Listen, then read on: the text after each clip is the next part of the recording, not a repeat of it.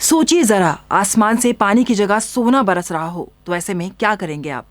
जाहिर सी बात है कि आप उस सोने को उठाने जरूर जाएंगे।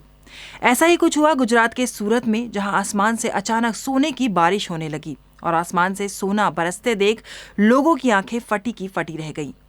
ये घटना सूरत एयरपोर्ट के पास बसे डुम्मस गांव की है, जहां अचानक आसमान से सोना बरसने लगा।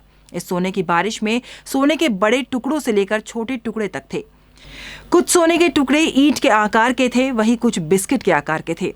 अब जैसे ही गांव वालों को आसमान से सोना बरसने की खबर मिली, वैसे ही ये लोग सोना बटोरने के लिए निकल पड़े। कुछ लोगों के हाथ सोने की ईंट आई, वहीं कुछ लोगों के हाथ बिस्किट के आकार का सोना आया। इसके बाद जिन लोगों को आसमान से सोना बरसने की खबर देर से मिली, वो सोने की तलाश में आसपास की झाड़ियों में गए। यहाँ तक कि आसपास के गांव के लोगों को भी जब इस बात की जानकारी मिली तो वो भी उस जगह पर आकर इकट्ठा हो गए। अब सोना ढूंढते ढूंढते अंधेरा हो चुका था। ऐसे में लोगों ने अपने फोनों की टॉर्च जलाकर सोना ढूंढना शुरू किया और सोना ढूंढने का ये कार्य देर रात तक ऐसे ही चलता रहा।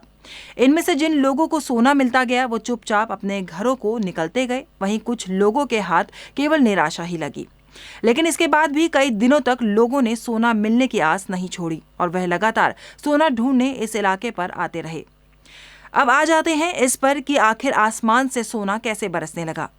दरअसल इस बात का आज तक कोई भी पुख्ता सबूत नहीं मिला है, लेकिन यह अनुमान लगाया जाता है कि जरूर कोई विदेश से सोने की तस्करी कर रहा होगा और पकड़े जाने के डर से उसने ये ढेर सारा सोना नीचे फेंक दिया।